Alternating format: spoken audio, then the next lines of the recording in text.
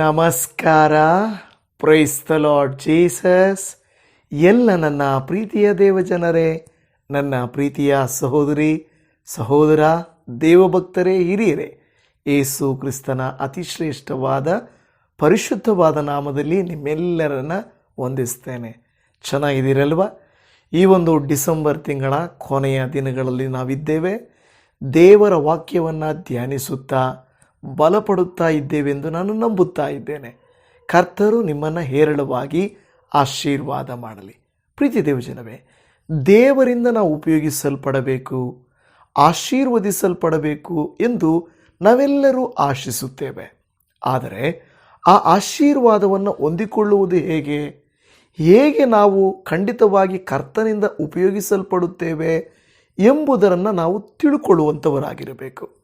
ಈ ದಿನ ನೀವು ಈಗಾಗಲೇ ಟಾಪಿಕ್ಕನ್ನು ನೋಡಿದ ಹಾಗೆ, ಮರಿಯಳ ಕುರಿತಾಗಿ, ತಾಯಿಯ ಮರಿಯಳು ಇಲ್ಲವೇ ಕನ್ಯೆ ಮರಿಯಳು ಎಂಬುದಾಗಿ ಏನು ಹೇಳುತ್ತಾರೋ, ಆಕೆಯು ದೇವರಿಂದ ಉಪಯೋಗಿಸಲ್ಪಡುವುದಕ್ಕೆ ಕಾರಣ ಏನು, ಯಾವ ಉದ್ದೇಶಗಳಿಂದ ಆಕೆಯ ಹೆಸರು ಪ್ರಖ್ಯಾತಿಗೆ ಬಂತು, ದೇವರು ಉಪಯೋಗಿಸಿದನು ಎಂಬ ಮರ್ಮ ಸತ್ಯಗಳನ್ನು ತಿಳಿದುಕೊಳ್ಳೋಣ. ಅದರಂತೆ ದೇವರು ನಿಮ್ಮನ್ನು ನನ್ನನ್ನು ತನ್ನ ಮಹಿಮೆಗಾಗಿ ಉಪಯೋಗಿಸಲಿ. ಹಾಗಾದರೆ ಬನ್ನಿ, ಈ ದಿನದ ಮುಖ್ಯವಾದಂಥ ದೇವರ ವಾಕ್ಯವನ್ನು ಓದಿಕೊಳ್ಳೋಣ. ಲೂಕನು ಬರೆದ ಸುವಾರ್ತೆ ಅದರ 1ನೇ ಅಧ್ಯಾಯ 38ನೆಯ ವಚನ. ಆಗ ಮರಿಯಳು, ಇಗೋ ನಾನು ಕರ್ತನ ದಾಸಿ, ನಿನ್ನ ಮಾತಿನಂತೆ ನನಗಾಗಲಿ ಅಂದಳು ಎಂದಲ್ಲಿ ನೋಡುತ್ತಾ ಇದ್ದೇವೆ. ದೇವಜನವೇ, ಈ ತಾಯಿ ಮರಿಯಳಲ್ಲಿ, ಕನ್ಯೆ ಮರಿಯಳಲ್ಲಿ ಇದ್ದಂಥ ಒಂದು ವಿಶೇಷವಾದಂಥ ಗುಣಗಳು ನಮ್ಮಲ್ಲಿದೆಯಾ? ಇಲ್ಲದೆ ಹೋದರೆ ರೂಢಿಸಿಕೊಳ್ಳಬೇಕು. ರೂಢಿಸಿಕೊಂಡರೆ ಆಕೆಯಂತೆ ನಾವು ಕೂಡ ದೇವರ ಕೈಯಲ್ಲಿ ಬಹು ಬಲವಾಗಿ, ಬಹಳ ಯಥೇಚ್ಛವಾಗಿ ಆಶೀರ್ವದಿಸಲ್ಪಡುತ್ತೇವೆ. ಖಂಡಿತವಾಗಿಯೂ.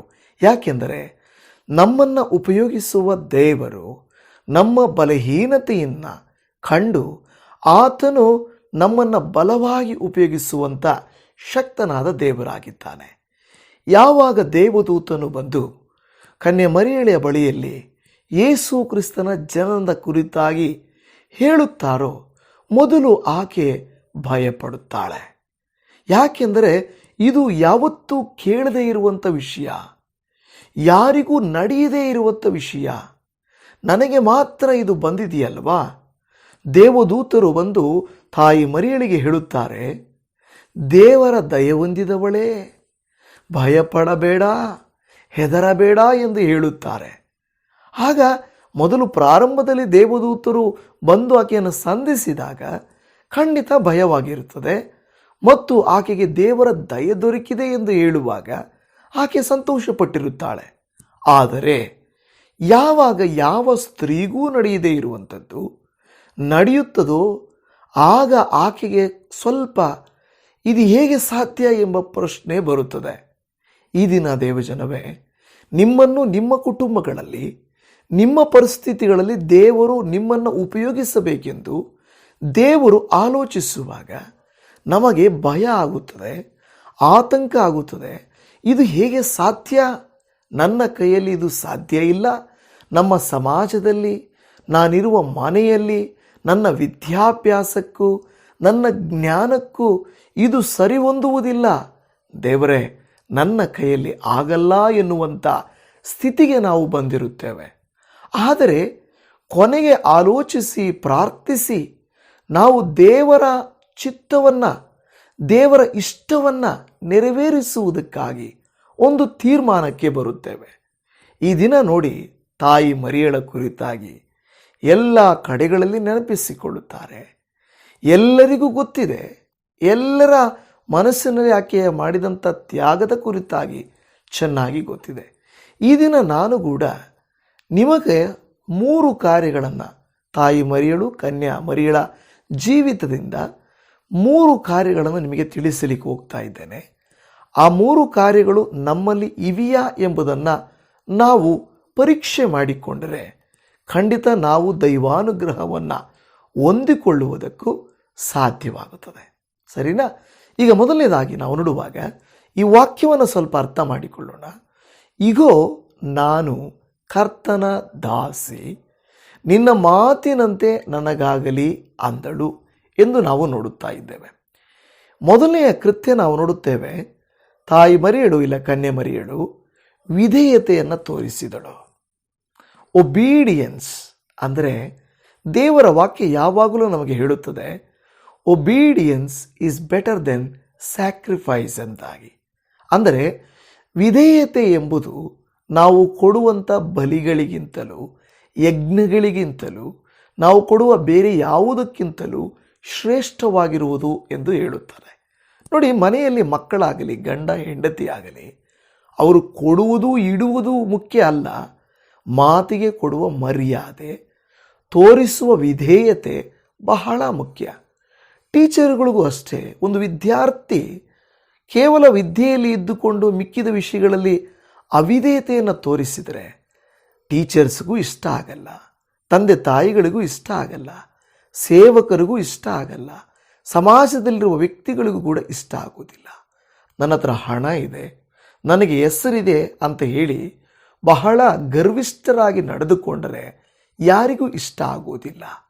ತಂದೆ ತಾಯಿಗಳಿಗೆ ಮಕ್ಕಳು, ವಿದ್ಯಾರ್ಥಿಗಳು ಟೀಚರ್ಸ್ಗೂ, ಸಮಾಜದಲ್ಲಿ ಹಿರಿಯರಿಗೂ ಗೌರವ ಕೊಟ್ಟು ಅವರ ಮಾತಿಗೆ ಒಬೀಡಿಯನ್ಸ್ ಅಂದರೆ ವಿಧೇಯತೆಯನ್ನು ತೋರಿಸುವಾಗ ದೈವಾಶೀರ್ವಾದವನ್ನು ಹೊಂದಿಕೊಳ್ಳುತ್ತಾರೆ. ಇದು ನಿಜವಾಗಿಯೂ ಬಂದಿರುವಂಥ ಒಂದು ವಿಚಾರವು ಸುಲಭದ ವಿಚಾರ ಅಲ್ಲ, ಭಯಂಕರವಾಗಿರುವಂಥ ಅವಮಾನಕ್ಕೆ ಈಡು ಮಾಡುವ, ಶಿಕ್ಷೆಗೆ ಒಳಪಡಿಸುವ, ಸಮಾಜದಲ್ಲಿ ಅವಹೇಳನ ಮಾಡುವಂಥ ಒಂದು ಪರಿಸ್ಥಿತಿ. ಏನದು? ಒಂದು ಕನ್ಯೆ ಗರ್ಭವತಿ ಆಗುವುದು. ಯಾರಾದರೂ ನಂಬ್ತಾರ? ಇವತ್ತು ಕೂಡ ಸಮಾಜದಲ್ಲಿ ಕನ್ಯೆ ಮರಿಯಳ ಮೇಲೆ, ತಾಯಿ ಮರಿಯಳ ಮೇಲೆ ಇನ್ನೂ ನಿಂದನೆಗಳನ್ನು ಹಾಕುತ್ತಾ ಬಹಳ ಹೀನವಾಗಿ ಅವಹೇಳನವಾಗಿ ಮಾತನಾಡುತ್ತಾರೆ. ಈಗ ಇಷ್ಟು ಡೆವಲಪ್ ಆಗಿ ಇಷ್ಟೊಂದು ಬದಲಾವಣೆಗಳಾಗಿರುವಂಥ ಈ ಕಾಲದಲ್ಲೇ ಕೂಡ ಇಷ್ಟೊಂದು ಇದ್ದರೆ 2000 ವರ್ಷಗಳ ಹಿಂದಿನ ಪರಿಸ್ಥಿತಿ ಹೇಗಿರಬಹುದು ನೀವು ಆಲೋಚನೆ ಮಾಡಿದಿರಾ? ಇದು ಹೇಗೆ ಸಾಧ್ಯವಾದೀತು ಎಂದು ಹೇಳುವಾಗ ಅದು ನೀನು ಚಿಂತೆ ಮಾಡಬೇಡ, ದೇವರು ಆ ಕಾರ್ಯವನ್ನು ನೋಡಿಕೊಳ್ಳುತ್ತಾರೆ. ನೀನು ಒಪ್ಪಿಕೊಳ್ಳುತ್ತೀಯಾ, ನೀನು ಸಿದ್ಧಳಿದ್ದೀಯಾ ಎಂದು ಕೇಳುವಾಗ ದೇವದೂತನು ಹೇಳಿದಂಥ ಮಾತಿಗೆ ಮರಿಯಳು ಒಪ್ಪಿಕೊಳ್ಳುತ್ತಾಳೆ, ವಿಧೇಯತೆಯನ್ನು ಸೂಚಿಸುತ್ತಾಳೆ. ನೋಡಿ, ಯಾರು ಹಿರಿಯರಿಗೆ, ತಂದೆ ತಾಯಿಗಳಿಗೆ, ನಾವು ಒಂದು ವೇಳೆ ಉಪಾಧ್ಯಾಯರಿಗೆ ವಿಧೇಯತೆಯನ್ನು ತೋರಿಸುತ್ತಾರೋ ಅವರ ಜೀವಿತವು ಆಶೀರ್ವದಿಸಲ್ಪಡುತ್ತದೆ. ದೇವಜನವೇ, ಈ ವಾಕ್ಯವನ್ನು ಕೇಳುತ್ತಿರುವ ನೀವು ನಾನು ಕಣ್ಣಿಗೆ ಕಾಣುವ ವ್ಯಕ್ತಿಗಳಿಗೂ ಕಾಣದ ದೇವರಿಗೂ ವಿಧೇಯತೆಯನ್ನು ಸೂಚಿಸಬೇಕು. ಒಂದು ವಾಕ್ಯ ನಮಗೆ ಬಂದಿದೆ ಎಂದರು, ಒಂದು ಸಂದೇಶ ಕೇಳಿದ್ದೇವೆಂದರು, ಹಿರಿಯರು ಒಂದು ಒಳ್ಳೆಯ ಕಾರ್ಯವನ್ನು ಹೇಳಿದ್ದಾರೆಂದಲೂ ಅದಕ್ಕೆ ವಿಧೇಯತೆಯನ್ನು ಸೂಚಿಸುವುದು ಒಳ್ಳೆಯದು. ಕೆಲವರು ನನ್ನನ್ನು ಪ್ರಶ್ನೆ ಮಾಡಿದ್ದಾರೆ, ನಮ್ಮ ತಂದೆ ತಾಯಿಗಳು ಪಾಪದ ಕುರಿತು, ಕೆಟ್ಟದ ಕುರಿತು, ಟೀಚರ್ಸ್ ಆಗಿರ್ಬೋದು, ಹಿರಿಯರಾಗಿರ್ಬೋದು, ಕೆಟ್ಟದರ ಕುರಿತಾಗಿ ಅವರು ಹೇಳುವಾಗ ಅದಕ್ಕೆ ನಾವು ವಿಧೇಯತೆ ತೋರಿಸಬೇಕಾ ಎಂದು. ಖಂಡಿತ ಇಲ್ಲ. ಯಾಕೆಂದರೆ ದೇವರೇ ಆಗಲಿ ಮನುಷ್ಯರೇ ಆಗಲಿ ಒಳ್ಳೆಯದನ್ನು ಹೇಳುವಾಗ ಮಾತ್ರ ವಿಧೇಯತೆ ತೋರಿಸಬೇಕು. ಪಾಪಕ್ಕೆ ಸಂಬಂಧಿಸಿದ್ದು, ದೇವರಿಗೆ ವಿರುದ್ಧವಾದದ್ದು ಯಾವುದಾದರೂ ಇದ್ದರೆ ಅದನ್ನು ನಾವು ಅನುಸರಿಸಬಾರದು. ಈಗ ನಾವು ನೋಡುತ್ತಾ ಇದ್ದೇವೆ, ಕನ್ಯೆ ಮರಿಯಳು ದೇವದೂತನಿಗೆ ಹೇಳುತ್ತಾ ಇದ್ದಾಳೆ, ನಾನು ಕರ್ತನ ದಾಸಿ, ಹೇಗೆ ನೀನು ಹೇಳುತ್ತೀಯೋ ಹಾಗೇ ಆಗಲಿ. ಅದರರ್ಥ ವಿಧೇಯತೆಯನ್ನು, ಒಬೀಡಿಯನ್ಸನ್ನು ತೋರಿಸ್ತಾ ಇದ್ದಾಳೆ. ಅದರ ನಿಮಿತ್ತವಾಗಿಯೇ ಇವತ್ತು ಆಕೆಗೆ ಇಷ್ಟೊಂದು ಹೆಸರು ನೆನಪಿಸಿಕೊಳ್ಳುವುದು, ಹೌದಲ್ವಾ? ನೆನಪಿಸಿಕೊಳ್ಳುವುದು. ತಾಯಿ ಮರಿಯಳನ್ನು ಖಂಡಿತ ಯೇಸುವಿನ ಜನನವನ್ನು ನೆನಪಿಸಿಕೊಳ್ಳುವಾಗೆಲ್ಲ ತಾಯಿ ಮರಿಯಳನ್ನು ನೆನಪಿಸಿಕೊಳ್ಳುತ್ತೇವೆ. ದೇವಜನವೇ, ಇವತ್ತು ನೀವು ನಾನು ಕೂಡ ಒಂದು ವೇಳೆ ದೇವರಿಂದ ಉಪಯೋಗಿಸಲ್ಪಡಬೇಕಾದರೆ, ಆಶೀರ್ವದಿಸಲ್ಪಡಬೇಕಾದರೆ ನಾವು ದೇವರ ಮಾತಿಗೆ ವಿಧೇಯತೆಯನ್ನು ಸೂಚಿಸಬೇಕು. ಅದು ಬಹಳ ಪ್ರಾಮುಖ್ಯವಾಗಿರುವಂಥದ್ದು. ನಾವು ದಾಸರು, ನಾವು ದೇವರ ದಾಸರು ಅಂತ ಹೇಳಬೇಕು. ಆ ವಿಧೇಯತೆಯನ್ನು ಆಕೆ ಸೂಚಿಸಿದಳು. ಪ್ರಿಯ ದೇವಜನವೇ, ಅಲ್ಲಿ ದೇವರ ವಾಕ್ಯವನ್ನು ನಾವು ರೋಮಾಪುರದವರಿಗೆ ಬರೆದ ಪತ್ರಿಕೆಯಲ್ಲಿ 4ನೇ ಅಧ್ಯಾಯ 20-21 ನೋಡುತ್ತೇವೆ. ದೇವರು ಮಾಡಿದ ವಾಗ್ದಾನದ ವಿಷಯದಲ್ಲಿ ಅವನು ಅಪನಂಬಿಕೆಯಿಂದ ಚಂಚಲ ಚಿತ್ತನಾಗಲಿಲ್ಲ.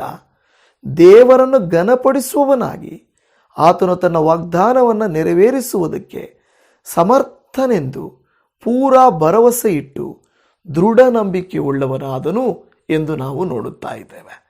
ಈಗ ನಾವು ನೋಡುತ್ತಿರುವಂಥ 2ನೇ ವಿಷಯ ನಂಬಿಕೆಯ ವಿಷಯವಾಗಿ. ಹೌದು, ಈ ರೋಮ 4:20 ವಾಕ್ಯ ಹೇಳುತ್ತಾ ಇರುವುದು, ವಾಗ್ದಾನ ಮಾಡಲ್ಪಟ್ಟಂಥ ವಿಷಯ ನೆರವೇರಬೇಕಾದರೆ ನಂಬಿಕೆ ಇಡಬೇಕು. ಅದು ದೇವರನ್ನ ಘನಪಡಿಸುತ್ತದೆ. ಆಗ ಅದು ಆ ವಾಗ್ದಾನ ನೆರವೇರುತ್ತದೆ ಎಂಬುದಾಗಿ. ನೋಡಿ, ಮೊದಲನೇದಾಗಿ ತಾಯಿ ಮರಿಯಳು ಆಕೆ ವಿಧೇಯತೆಯನ್ನು ತೋರಿಸಿದಳು. 2ನೇದಾಗಿ ನಂಬಿಕೆ ಇಟ್ಟಳು. ಏನು ನಂಬಿಕೆ ಇಟ್ಟಳು? ದೇವರಿಂದ ಬರುವ ಯಾವ ಮಾತಾದರೂ ನಿಷ್ಫಲವಾಗುವುದಿಲ್ಲ. ಹೌದು, ದೇವರಿಂದ ಬರುವಂಥ ಯಾವ ಮಾತು ಕೂಡ ನಿಷ್ಫಲವಾಗುವುದಿಲ್ಲ. ಅದನ್ನು ನಂಬಿದಳು. ವಾಗ್ದಾನಗಳನ್ನು ನಾವು ಕೂಡ ನಂಬಬೇಕು. ದೇವರಿಂದ ಬರುವಂಥ ಮಾತುಗಳನ್ನು ನಂಬಬೇಕು.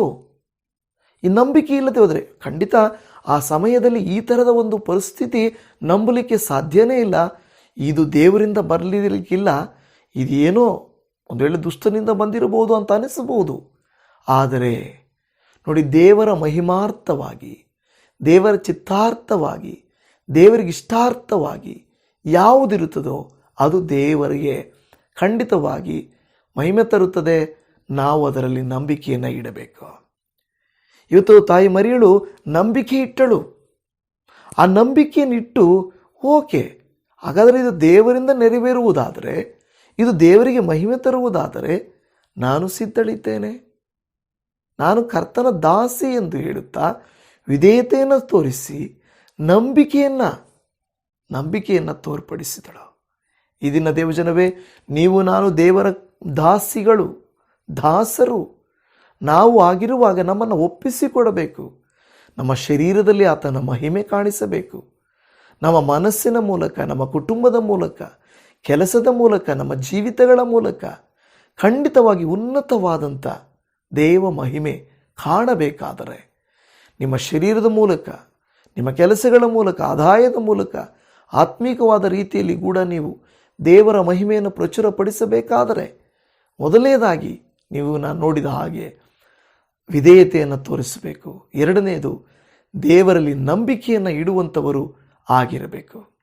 ಕೀರ್ತನೆಗಳಲ್ಲಿ ಒಂದು ವಾಕ್ಯ ಈ ರೀತಿಯಾಗಿ 116ನೇ ಕೀರ್ತನೆ 16 ಮತ್ತು 17ನೇ ವಾಕ್ಯದಲ್ಲಿ, ಯೆಹೋವನೇ ಕರುಣಿಸು, ನಾನು ನಿನ್ನ ಕಿಂಕರನು, ನಿನ್ನ ದಾಸಿಯ ಮಗನು, ನಿನ್ನ ಸೇವಕನೂ ಆಗಿದ್ದೇನೆ. ನನ್ನ ಬಂಧನಗಳನ್ನು ಬಿಚ್ಚಿಬಿಟ್ಟಿದ್ದಿ. ನಾನು ನಿನಗೆ ಕೃತಜ್ಞತಾ ಸ್ತುತಿಗಳನ್ನು ಯಜ್ಞಗಳನ್ನು ಸಮರ್ಪಿಸುವೆನು. ಯೆಹೋವ ನಾಮವನ್ನು ಪ್ರಖ್ಯಾತಿಪಡಿಸುವೆನು. ನೋಡಿ, ಇಲ್ಲಿ ಹೇಳ್ತಾ ಇದೆ, ನಾನು ನಿನ್ನ ಕಿಂಕರನು, ನಿನ್ನ ದಾಸಿಯ ಮಗನು, ನಿನ್ನ ಸೇವಕನೂ ಆಗಿದ್ದೇನೆ. ನೋಡಿ, ಈ ಒಂದು ವಾಕ್ಯ ನಮಗೆ ಏನನ್ನು ತೋರಿಸಿಕೊಡುತ್ತದೆ ಗೊತ್ತಾ? 3ನೆಯ ಕಾರ್ಯ ಸಮರ್ಪಣೆ. ಏನು ಸಮರ್ಪಣೆ? ಈ ಒಂದು ತಾಯಿಯು ತನ್ನನ್ನು ತಾನು ಸಮರ್ಪಿಸುತ್ತಿದ್ದಾಳೆ. ಹೇಗೆ? ನನ್ನ ಶರೀರದ ಮೂಲಕ ದೇವರಿಗೆ ಮಹಿಮೆಯಾಗುತ್ತದಂದರೆ ನಾನು ಸಿದ್ಧ ಇದ್ದೇನೆ. ಈಗೋ ನಾನು ಕರ್ತನ ದಾಸಿ, ನನ್ನನ್ನೇ ನಾನು ಕೊಟ್ಟು ಬಿಡ್ತಾ ಇದ್ದೇನೆ. ಸಮರ್ಪಿಸ್ತಾ ಇದ್ದಾಳೆ. ಸಮರ್ಪಿಸುವುದಂದರೆ ಏನು ಗೊತ್ತಾ? ಕಂಪ್ಲೀಟ್ ಸರೆಂಡರಿಂಗ್ ಅಲ್ವಾ? ಒಬೀಡಿಯನ್ಸನ್ನು ನಾವು ನೋಡಿದ್ವಿ, ಆಕೆಗಿದ್ದಂಥ ಫೇತನ್ನು ನೋಡಿದ್ವಿ. 3rd ಥಿಂಗ್, ಆಕೆಯ ಒಂದು ಸರೆಂಡರಿಂಗ್ ಮನಸ್ಸನ್ನು ನೀವು ನೋಡ್ತಾ ಇದ್ದೀರಾ. ಯಾವಾಗ ನಾವು ದೇವರ ಕೈಯಲ್ಲಿ ಸಮರ್ಪಣೆ ಮಾಡುತ್ತೇವೋ ಆಗ ಅದ್ಭುತವಾದ ಕೃತ್ಯಗಳನ್ನು ನಾವು ಕಾಣುತ್ತೇವೆ. ಅದಕ್ಕೆ ಕೆಲವರು ಹೇಳ್ತಾರೆ, ಜೇಡಿಮಣ್ಣು ಕುಂಬಾರನ ಕೈಗೆ ಸಮರ್ಪಣೆ ಮಾಡಿಕೊಳ್ಳಬೇಕು, ಒಂದು ಕಲ್ಲು ಶಿಲ್ಪಿಯ ಕೈಗೆ ಸಮರ್ಪಣೆ ಮಾಡಿಕೊಳ್ಳಬೇಕು. ಒಂದು ಲೋಹ ಅಕ್ಕಸಾಲಿಗನ ಕೈಗೆ ಸಮರ್ಪಣೆ ಮಾಡಿಕೊಳ್ಳಬೇಕು. ಆಗ ಅಕ್ಕಸಾಲಿಗನು ಈ ಒಂದು ವೇಳೆ ನೋಡುವಾಗ ಶಿಲ್ಪಿ, ಈ ಕುಂಬಾರ ಆ ಒಂದು ವಸ್ತುಗಳನ್ನು ಒಂದು ಪ್ರಯೋಜನಕರವಾದ, ಅದ್ಭುತವಾದ, ಸುಂದರವಾದಂಥ ಲೋಹಗಳಾಗಿ, ವಸ್ತುಗಳಾಗಿ ಒಂದು ಶೇಪ್ಗೆ ಅದನ್ನು ಮಾರ್ಪಡಿಸಿಕೊಡ್ತಾರೆ. ಇವತ್ತು ನಿಮ್ಮ ಮಕ್ಕಳು, ನಿಮ್ಮ ಕುಟುಂಬ ಒಂದು ನಿಜವಾದ ಅರ್ಥ ಇಲ್ಲದೆ ಇರಬಹುದು, ಒಂದು ನಿಜವಾದ ಒಂದು ರೂಪ ಇಲ್ಲದೆ ಇರಬಹುದು, ಕುಟುಂಬ ಅಸ್ತವ್ಯಸ್ತವಾಗಿರಬಹುದು, ನಿಮ್ಮ ಜೀವಿತವು ಅಸ್ತವ್ಯಸ್ತವಾಗಿರಬಹುದು. ಪರಮ ಕುಂಬಾರನು, ಶಿಲ್ಪಿಯು, ಅಕ್ಕಸಾಲಿಗನು ಆಗಿರುವ ಯೇಸುವಿನ ಕೈಯಲ್ಲಿ ನಮ್ಮನ್ನು ಒಪ್ಪಿಸಿಕೊಡುವುದಾದರೆ ಆತನು ಉಪಯೋಗಿಸುತ್ತಾನೆ.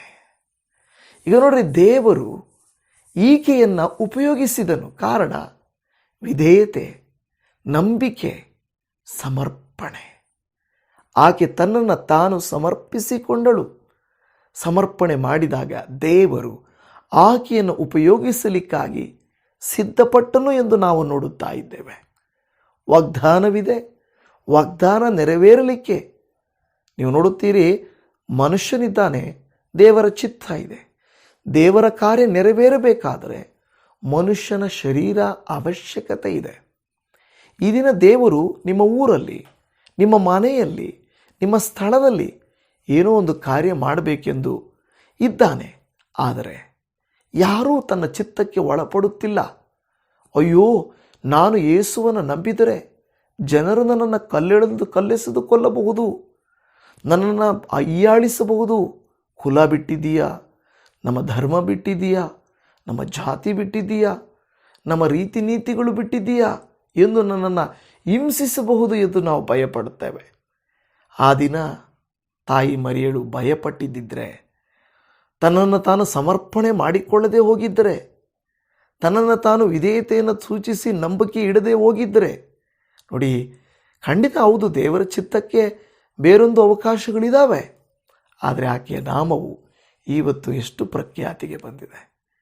ದೇವಜನವೇ, ಆ ಸ್ವಲ್ಪ ಕಾಲದ, ಆ ಸಮಯದ ಅವಮಾನಕ್ಕೂ, ಪ್ರಾಣ ಭಯಕ್ಕೂ ನಾವು ಭಯಪಟ್ಟು ನಾವೇನಾದರೂ ಹಿಂದಕ್ಕೆ ಹೋದರೆ ದೊಡ್ಡ ಆಶೀರ್ವಾದಗಳನ್ನು ಕಳೆದುಕೊಳ್ಳುತ್ತೇವೆ. ಈ ದಿನ ನಿಮ್ಮ ಮನೆಗಳಲ್ಲಿ, ನಿಮ್ಮ ಸ್ಥಳಗಳಲ್ಲಿ ನೀವು ಸಾಕ್ಷಿಯಾಗಿರಲಿಕ್ಕೆ ಹಿಂಜರಿಯುತ್ತಿದ್ದೀರಾ?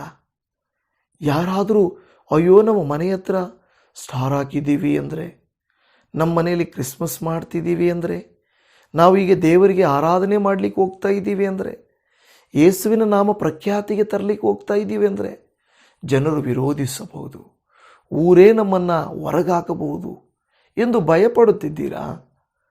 ದೇವರು ನಿಮ್ಮನ್ನು ಕಾಪಾಡಲಿಕ್ಕೆ ಶಕ್ತನಲ್ಲವಾ?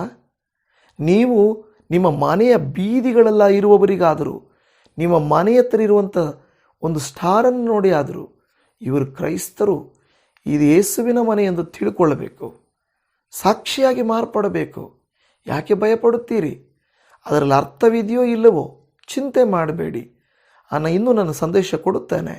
ಆ ನಕ್ಷತ್ರವು ಇರುವ ಸ್ಥಳದಲ್ಲಿ ಆ ಕಂದನು ಜನಿಸಿದ ಹಾಗೆ ಆ ನಕ್ಷತ್ರ ಇರುವ ನಿಮ್ಮ ಮನೆಯಲ್ಲಿ ಏಸಪ್ಪ ಜನಿಸಿ ಬರಬೇಕು. ಅದರ ಕುರಿತಾಗಿ ನಾನು ಒಂದು ಸಂದೇಶವನ್ನು ಕೊಡುತ್ತೇನೆ. ಪ್ರಿಯ ದೇವಜನವೇ, ಈ ದಿನ ದೇವರು ನಿಮಗೂ ನನಗೆ ಹೇಳುತ್ತಾ ಇದ್ದಾನೆ, ನಿಮ್ಮಲ್ಲಿ ಆ ಒಂದು ಸಮರ್ಪಣೆ, ವಿಧೇಯತೆ, ನಂಬಿಕೆ, ದೇವರ ಚಿತ್ತಕ್ಕೆ ಒಳಪಡಿಸುವುದು ನಿಮಗಿದೆಯಾ? ಇಲ್ಲದೆ ಹೋದರೆ ಮನುಷ್ಯರಿಗೆ ಭಯಪಟ್ಟು, ಪರಿಸ್ಥಿತಿಗಳಿಗೆ ಭಯಪಟ್ಟು ನಾವಿದ್ದರೆ ನಾವು ಆಶೀರ್ವಾದವನ್ನು ಕಾಣಲಿಕ್ಕೆ ಸಾಧ್ಯವೇ ಇಲ್ಲ. ಜ್ಞಾಪಕ ಇಟ್ಕೊಳ್ಳಿ, ಸಾಧ್ಯ ಇಲ್ಲ. ಅದಕ್ಕೆ ದೇವರ ವಾಕ್ಯದಲ್ಲಿ ನೋಡುತ್ತೇವೆ, 2 ಸಮುವೇಲನ ಗ್ರಂಥ 7:25 ದೇವರೇ, ಯೆಹೋವನೇ, ನೀನು ನಿನ್ನ ಸೇವಕನನ್ನು ಅವನ ಮನೆಯನ್ನು ಕುರಿತು ಮಾಡಿದ ವಾಗ್ದಾನವನ್ನು ನೆರವೇರಿಸು, ಅದು ಸದಾ ಸ್ಥಿರವಾಗಿರಲಿ ಎಂದು ಹೇಳ್ತದೆ. ಈ ದಿನ ದೇವರು ವಾಗ್ದಾನ ಮಾಡಿದ್ದಾನೆ ಒಂದು ಕನ್ಯೆಯಲ್ಲಿ ಜನಿಸಬೇಕೆಂದು. ಹಾಗಾದರೆ ಯಾರಾಗುತ್ತಾರೆ ಆ ಕನ್ಯೆ? ಯಾರಾಗುತ್ತಾರೆ ಆ ಕನ್ಯೆ? ಇವತ್ತು ಕೂಡ ನಿಮ್ಮ ಊರಲ್ಲಿ ಒಬ್ಬ ವ್ಯಕ್ತಿ ಬೇಕು, ಸಾಕ್ಷಿ ಬೇಕು, ದೇವರ ನಾಮ ಪ್ರಖ್ಯಾತಿ ಪಡಿಸೋಕ್ಕೆ ಬೇಕು. ಯಾರಿದ್ದೀರಿ? ನೀವಾಗುತ್ತೀರಾ? ಆ ಕನ್ಯೆ ಮರಿಯಳು ನೀವಾಗುತ್ತೀರಾ? ಅದೇ ಗರ್ಭಫಲಕ್ಕಾಗಿ ಅಲ್ಲ, ಬೇರೆ ಯಾವುದೋ ದೇವರ ಉದ್ದೇಶಕ್ಕಾಗಿ ನಾವು ಒಪ್ಪಿಸಿಕೊಡುವುದಾದರೆ ನಮ್ಮನ್ನು ದೇವರು ಉಪಯೋಗಿಸುತ್ತಾನೆ. ನೀವು ಕೂಡ ಉಪಯೋಗಿಸಲ್ಪಡುತ್ತೀರಿ. ನಮ್ಮಲ್ಲಿ ಈ ಮನೋಭಾವಗಳಿರಲಿ. ಕರ್ತನು ನಿಮ್ಮನ್ನು ಅನುಗ್ರಹಿಸಲಿ. ಪರಮ ತಂದೆಯಾದ ದೇವರೇ, ನೀವು ಉಪಯೋಗಿಸುವುದಾದರೆ ಬಲವಾಗಿ ಉಪಯೋಗಿಸುತ್ತಿ, ಯುಗ ಯುಗಾಂತರಗಳಿಗೂ ನಿಲ್ಲುವ ಹಾಗೆ ಉಪಯೋಗಿಸುತ್ತಿ, ಸ್ಥಿರವಾಗಿ ದೃಢವಾಗಿ ಅದ್ಭುತವಾದ ರೀತಿಯಲ್ಲಿ ನೀವು ನಮ್ಮನ್ನು ಉಪಯೋಗಿಸುತ್ತೀರಿ.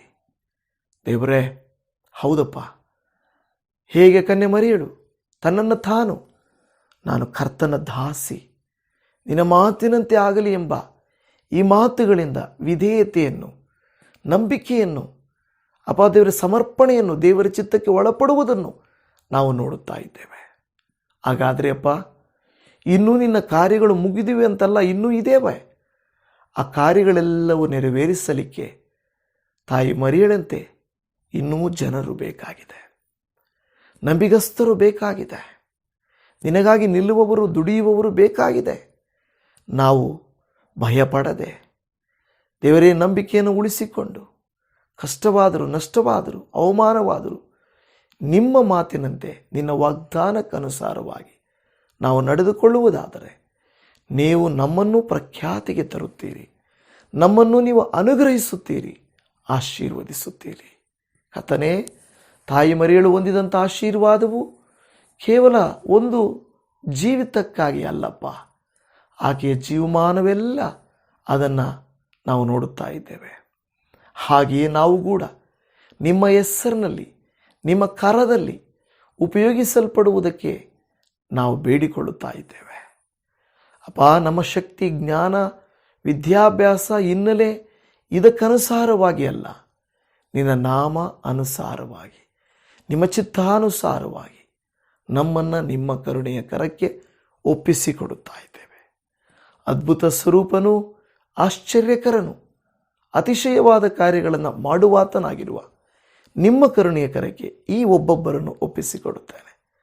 ತಮ್ಮನ್ನೇ ಸಮರ್ಪಣೆ ಮಾಡುತ್ತಾ, ನಿನ್ನ ವಾಗ್ದಾನಗಳಲ್ಲಿ ನಂಬಿಕೆ ಇಡುತ್ತಾ, ನಿನ್ನ ಮಾತುಗಳಿಗೆ ವಿಧೇಯರಾಗುತ್ತಾ, ಚಿತ್ತಕ್ಕೆ ಒಳಪಡುವಂಥ ಪ್ರತಿಯೊಬ್ಬರನ್ನು ಅತಿಶಯವಾಗಿ ನೀವು ಉಪಯೋಗಿಸಿ ನಿಮ್ಮ ನಾಮ ಮಹಿಮೆಯಾಗುವಂತೆ ಮಾಡುತ್ತೀರೆಂದು ನಾವು ನಂಬುತ್ತಾ ಇದ್ದೇವಪ್ಪ. ದೇವರೇ, ಒಳ್ಳೆಯ ಆರೋಗ್ಯ, ಸಮಾಧಾನ, ಕೃಪೆ, ಎಲ್ಲ ದೈವಿಕ ಆಶೀರ್ವಾದ, ನಡೆಯಬೇಕಾದ ಎಲ್ಲ ಕಾರ್ಯಗಳು ನಡೆಯಲಿ, ಶುಭ ಕಾರ್ಯಗಳು ಅತಿ ಬೇಗನೆ ಇವರ ಕುಟುಂಬದಲ್ಲಿ ನಡೆಯಲಿ. ನೀವು ತಾನೇ ಖಂಡಿತ ಅನುಗ್ರಹಿಸುತ್ತೀರೆಂದು ಯೇಸುವಿನ ನಾಮದಲ್ಲಿ ಬೇಡಿದ್ದೇವೆ ತಂದೆಯೇ, ಆಮೇನ್, ಆಮೇನ್. ಪ್ರೀತಿಯುಳ್ಳ ದೇವಜನವೇ, ನಿಮ್ಮೆಲ್ಲರಿಗೂ shalom. Praise the lord Jesus. Amen.